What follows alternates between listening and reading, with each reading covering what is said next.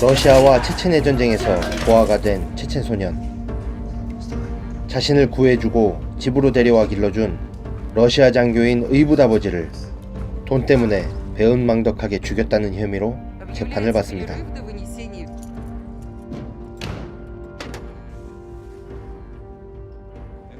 그 재판의 최종 판결을 위해 모인 배심원들은 불보듯 뻔한 사건임을 누차 강조하며 빨리 매듭 지을 것을 종용하고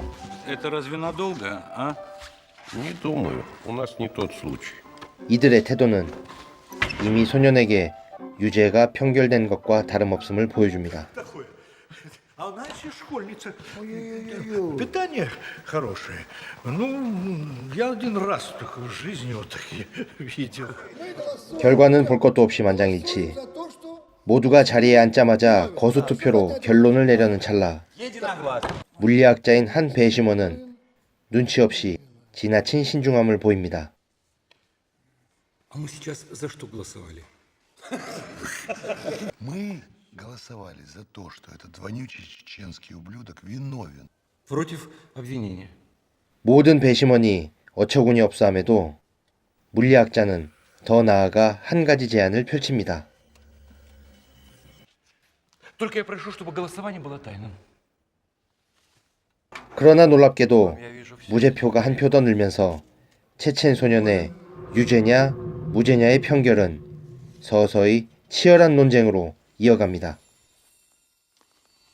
이 영화는 1957년 미국 법정 영화인 12명의 성난 사람들을 원작으로 두고 있습니다.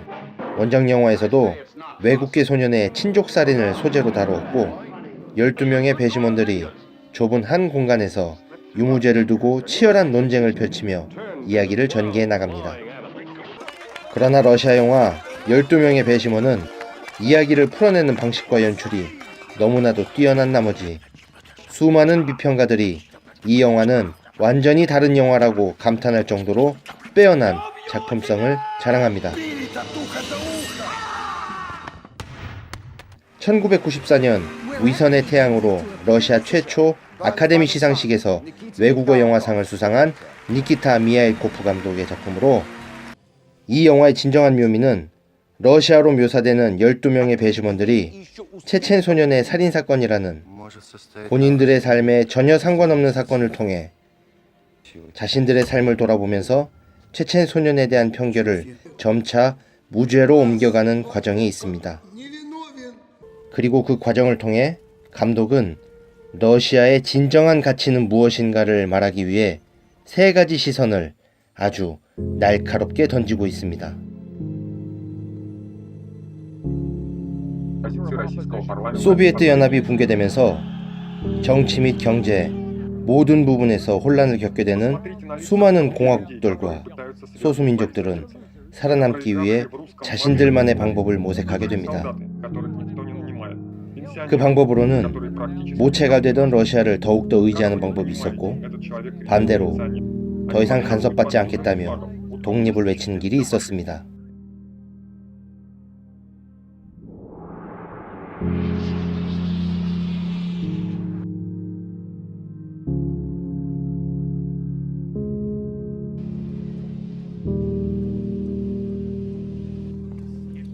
독립을 외치며 러시아 군인에게 총을 쏘아대는 그들은 러시아 사람들에게 공포의 대상으로 변하게 되고 결국 러시아 사람들은 그들을 증오하게 됩니다.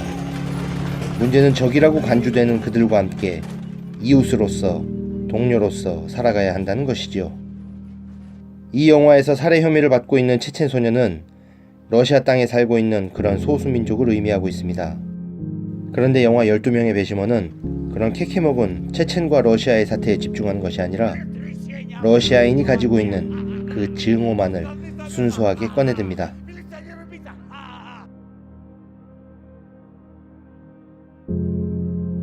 영화 속 12명의 배심원은 성공한 방송사업가,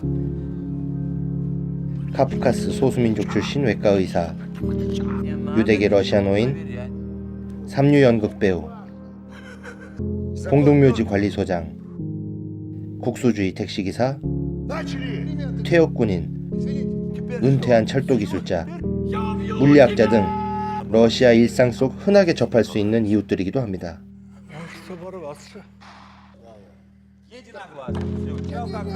물리학자의 다른 사고방식은 유대인 노인에게로 이어지고 또 하나의 무죄표를 낳게 됩니다.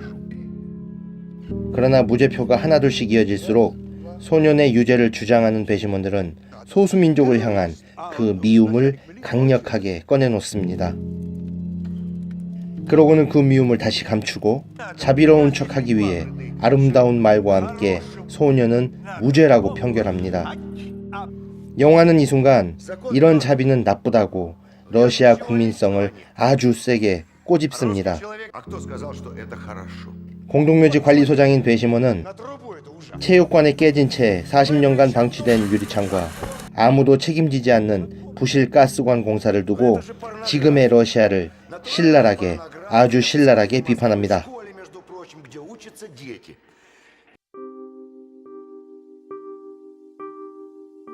영화 12명의 배심원은 영화의 후반부에서 유죄를 주장하던 배심원들이 무죄를 선언하며 극적인 절정에 다다르지만 배심원들을 향한 차가운 시선을 거두지는 않습니다. 오히려 더욱더 강력하게 배심원들의 이면을 주목합니다. 배심원들은 입을 모아 소년의 무죄를 외쳤으니 이제는 우리 할 일은 다 했다며 자리를 박차고 일어나지만 영화는 처음부터 유죄를 주장하던 배심원장을 통해 유죄의 당위성을 설명합니다.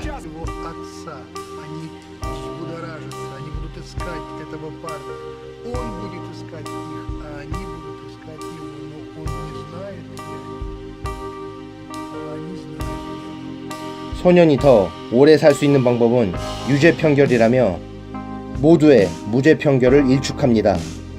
그러나 이것은 배심원들이 평생 동안 달고 살아온 책임의 습관적 한계를 부수기 위한 경종이 됩니다. 영화는 12명의 배심원 모두가 무죄를 선언한 후 소년이 그 땅에서 안전하게 살 수 있도록 진짜 범인을 잡기 위해 힘을 합하는 것으로 끝이 납니다. 영화는 천천히 그리고 분명하게 메시지를 전달합니다. 법리와 자비 사이에서 고뇌하고 책임과 무사한 일 사이에서 반성하는 배심원들을 지켜보면서 말이죠. 러시아가 가져야 할 진정한 가치를 의문하고자 했던 영화 12명의 배심원. 그러나 보는 이에 따라선 자랑스러울 수도 있고 다른 한편으로는 강대국의 가식처럼 보일 수도 있을 것 같다는 생각이 듭니다. 여러분은 어떻게 생각하시나요?